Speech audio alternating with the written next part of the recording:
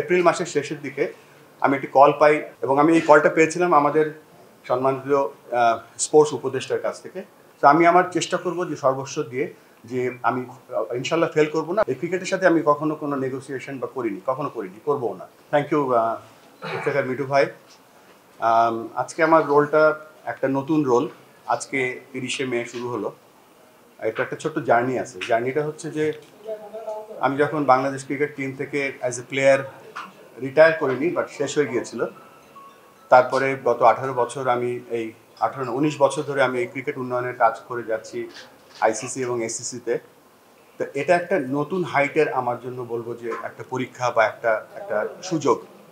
তো এই সুযোগটা আমি বাংলাদেশ ক্রিকেটের আপনাদের কাছ থেকে শত শত প্রশ্ন পেতাম যে আপনাকে ডাকা হয়, আপনি আসেন না কেন, আপনি কি সুযোগ পেলে আসবেন। সত্যিকার অর্থে এই প্রথম গত মাসে এপ্রিল মাসের শেষের দিকে আমি একটি কল পাই আমাদের ন্যাশনাল স্পোর্টস কাউন্সিল থেকে এবং বলা হয় যে আপনাকে একটা সুযোগ দেওয়া হবে, আপনি কি সুযোগটা গ্রহণ করবেন। আমি যে আপনাদেরকে এত প্রমিস করতাম বা আমি ওয়েট করতাম একটা কলের জন্য, সেই কলটা আমি যখন পেয়ে গেছি তখন আর আমি পিছনে তাকাইনি। আমার একটাই লক্ষ্য ছিল যে কিভাবে এই কলটাকে আমি রেসপেক্ট করতে পারি। তারপর পর্যায়ক্রমে আজকে 30শে মে আমাকে আমাদের সম্মানিত ক্রিকেট বোর্ডের ডাইরেক্টররা আমাকে নির্বাচিত করেছেন এবং আমি এই কলটা পেয়েছিলাম আমাদের সম্মানিত স্পোর্টস উপদেষ্টার কাছ থেকে এবং আই ওয়াজ অনার্ড যে এরকম একটা কল তিনি আমাকে করেছিলেন। আর তার ফলশ্রুতিতে আজকে একটা বড় দায়িত্ব পেয়েছি, যে দায়িত্বটা হচ্ছে বাংলাদেশের ক্রিকেট না, ক্রিকেট ইন বাংলাদেশ। বাংলাদেশে কী ক্রিকেট আছে সেটা আমরা চেষ্টা করব আরও সামনের দিকে এগিয়ে নিয়ে যেতে। আমি বিশ্বাস করি যে 11 জন ক্রিকেট খেলে না, বাংলাদেশে সবাই ক্রিকেট খেলে। আপনারা একটা খুব গুরুত্বপূর্ণ অংশ বাংলাদেশ ক্রিকেটের উন্নয়নের জন্য এবং ক্রিকেটের সাস্টেইনেবিলিটির জন্য। তো আমি আশা করব যে আমরা একটা দল হিসেবে কাজ করব। আমরা সেটা করে এসেছি বলে আজকে আমরা 25 বছর ধরে টেস্ট খেলছি, আমরা ভালো পারফরমেন্স করছি, আমাদের অনূর্ধ্ব 19 দল বিশ্বকাপ জিতেছে, আমাদের মেয়েদের দল এশিয়া কাপ জিতেছে। আমরা আরও ভালো কিছু আশা করব, সে পোটেনশিয়াল আমাদের মধ্যে আছে এবং এই জন্য কথাগুলো বললাম যে আমরা সকলে একটা টিম, আমরা সকলে বাংলাদেশকে সাপোর্ট করি এবং let's work together to bring Bangladesh cricket in a different height. আমি আবারও ধন্যবাদ জানাচ্ছি আমাদের বাংলাদেশ ক্রিকেট বোর্ডের সম্মানিত ডাইরেক্টর যারা আমাকে আজকে নির্বাচিত করেছে। এখানে আমি অভিনন্দন জানাচ্ছি আরও দুজন নির্বাচিত হয়েছেন, বাংলাদেশের দুজন ভাইস প্রেসিডেন্ট, একজন আমার পাশেই বসে আছে ফাহিম সিনহা, আর একজন আজকে খুব গুরুত্বপূর্ণ টাস্ক নিয়ে লাহোরে আছেন ফাহিম ভাই, নাজমুল আবেদিন ফাহিম। সো আমরা এই যে টিমটা গঠন করেছি, এই টিমের মাধ্যমে আমরা সামনের দিকে এগিয়ে যেতে চাই। That's it from me. আর কথার বাইরে কাজ করতে চাই। বেশ কিছু কাজ আমরা প্ল্যান করছি এবং সেই কাজগুলো যেন আমরা বাস্তবায়িত করতে পারি, সেই সাহায্য আপনাদের কাছে চাচ্ছি। Thank you. এখন আমরা কোশ্চেন নিব, আপনারা একজন করে বলেন। মাসুদ ভাই, আপনার কাছে আমার আসলে তিনটা প্রশ্ন, আমরা একটা করে বললেন। হ্যাঁ, এটা মনে রাখতে পারবো বা মনে রাখতে পারবো। হ্যাঁ, প্রথম প্রশ্ন যেটা করতে চাই, আপনি হচ্ছেন দ্বিতীয় ফরমার ক্যাপ্টেন যিনি আজকে টেক ওভার করলেন সিসিবি প্রেসিডেন্ট হিসেবে। তো অনেক দিনের একটা পুরনো বিতর্ক ছিল যে বাংলাদেশ ক্রিকেট বোর্ড থেকে এক সময় খেলোয়াড়দের যে কোটা, খেলোয়াড়রা পরিচালক হতে পারবেন এরকম একটা আইনও করার চেষ্টা হয়েছিল। তো সেই সময় একটা ধারণা ছিল যে ভালো ক্রিকেটার ভালো সংগঠক হবে। তো পরবর্তীতে অনেকেই পরিচালক হয়ে এসেছেন, ওরকম সিগনিফিকেন্ট সাফল্য নেই। শেষ ফারুক ভাই গেলেন, ওনাকেও একরকমের ব্যর্থতার দায় মাথায় নিয়ে বিদায় নিতে হয়েছে। এখন আপনি আরেকজন ক্রিকেটার, ভালো সংগঠক হয় না, এটা ভুল প্রমাণ করার চ্যালেঞ্জ আপনার জন্য থাকছে। আপনি কি আশা করেন যে আপনি সেটাকে ভুল প্রমাণ করতে পারবেন কিনা? ধন্যবাদ বাসুদ ভাই। ফার্স্ট অফ অল আমি আপনাকে দেখে চিনতে পারিনি বিকজ আপনি অনেক ওয়েট লুজ করেছেন। তবে এটা হ্যাঁ, আমরা বলতে পারি যে আমরা প্লেয়ারদের গর্ব এই জন্য বলছি যে আমরা একটা সময় একটা কাউন্সিলর করতে পারিনি। আমাদেরকে এমন সময় অনেক কঠিন সময়ের মধ্যে দিয়ে যেতে হয়েছিল একজন কাউন্সিলর হওয়ার জন্য। সেই সময় যে বাংলাদেশ আমাদের যে কোয়াব ছিল, কোয়াব অনেক চেষ্টা করেছিল। এক পর্যায়ে দেখা গেল যে বাংলাদেশের 6 জন ক্রিকেটার বোর্ডে ছিলেন। আমাদের পাস্ট বোর্ড প্রেসিডেন্ট তিনি বাংলাদেশ দলের অধিনায়ক ছিলেন। সো এখানে আমি আজকে এসেছি, আমি একটা জিনিস বলতে চাই যে আমরা শিখছি। আর একটা ব্যাপার হচ্ছে যে আমি কনফিডেন্টলি বলতে পারি যে আমার যে এই মুহূর্তে যে স্কিল সেট আছে এটা একটা প্যাকেজ। কেননা আমি ছোট্ট দেশ তাজিকিস্তান, উজবেকিস্তানে যেখানে ক্রিকেট খেলা হয় এবং পাকিস্তান, ইন্ডিয়াতে যেখানে খেলা হয় তাদের সাথেও কাজ করি। তো আমি আমার চেষ্টা করব যে সর্বস্ব দিয়ে যে আমি ইনশাল্লাহ ফেল করবো না, বাট আমি শেয়ার করবো আমার এক্সপিরিয়েন্সটা আমাদের বাংলাদেশের সাথে। সো অ্যাজ এ প্লেয়ার এখানে আমি বসিনি, আমি আমার যে রোলটা আছে সেই রোলটা আমি ভালো করে পালন করার চেষ্টা করবো। যেটা হচ্ছে যে আবার সাবেক প্রেসিডেন্টের কাছে, সদ্য সাবেক প্রেসিডেন্টের কাছে ফিরে যেতে হচ্ছে ওনার যে ঘটনাক্রম, এতে একটা ব্যাপার দেখা যাচ্ছে যে ব্যাংক ম্যানেজমেন্টের জায়গাটা একটা বড় ধরনের দুর্বলতা হয়তো ছিল।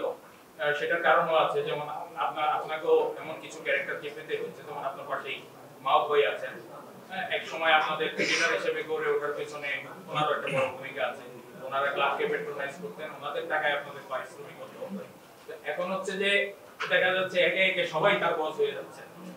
এই ধরনের লোকদের ম্যানেজ করার একটা মানে মুন্সিয়ানার দরকার আছে, সেটা আপনি কতটা জরুরি বলে মনে করেন? আমরা তো একটা দল, আর আজকে 30শে মে আমার আজকে থেকে শুরু হলো, তাই এই মুহূর্তে তো আমার কোনো এক্সপিরিয়েন্স নেই।